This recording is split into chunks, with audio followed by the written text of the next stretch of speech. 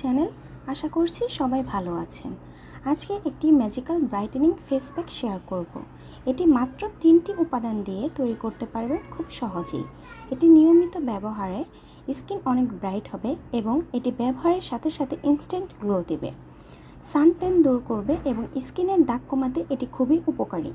Damage skin repair করে স্কিনকে একদম রিনিউ করে তুলবে। এই প্যাকটি চলুন আজই ট্রাই করে দেখি, আর অবশ্যই আমাকে জানাবেন এটি কতটা কাজ করেছে। ধন্যবাদ।